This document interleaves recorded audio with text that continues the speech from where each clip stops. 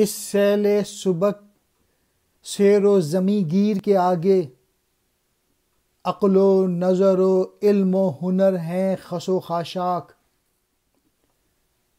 لا دین ہو تو ہے زہر ہلاہل سے بھی بڑھ کر، ہو دین کی حفاظت میں تو ہر زہر کا تریاک۔ اگر کسی کے پاس قوت ہے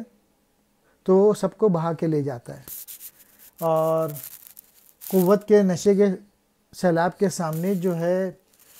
نہ تو عقل، نہ نظر، نہ علم، اور یہ جو ہنر وغیرہ ہیں یہ سب گھاس پھوس کی مانند ہوتے ہیں۔ اگر کسی قوم کے پاس طاقت ہے تو وہ سب کو بہا کے لے جاتی ہے، ظلم میں، تشدد میں۔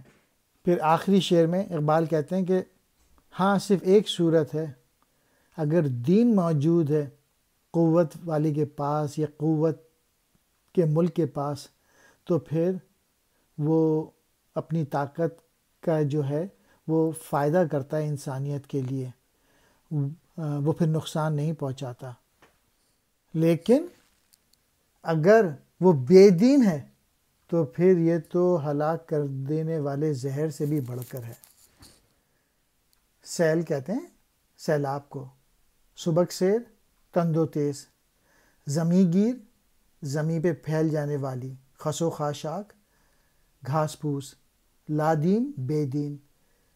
زہر حلائل ہلاک کر دینے والا زہر، تریاک زہر کا علاج۔ مین میسیج یہ ہے، اگر طاقت مل جائے، اگر قوت مل جائے تو اس کا بڑا احتیاط سے کام لیں، کیونکہ ہسٹری یہی بتاتی ہے کہ جس کو طاقت مل گئی اس نے ظلم ڈھائے ہیں، اور اگر دین موجود ہے اس انسان کے پاس تو پھر وہ رحم کرے گا، کیونکہ اس کو معلوم ہے کہ اسے اللہ کا خوف ہوگا۔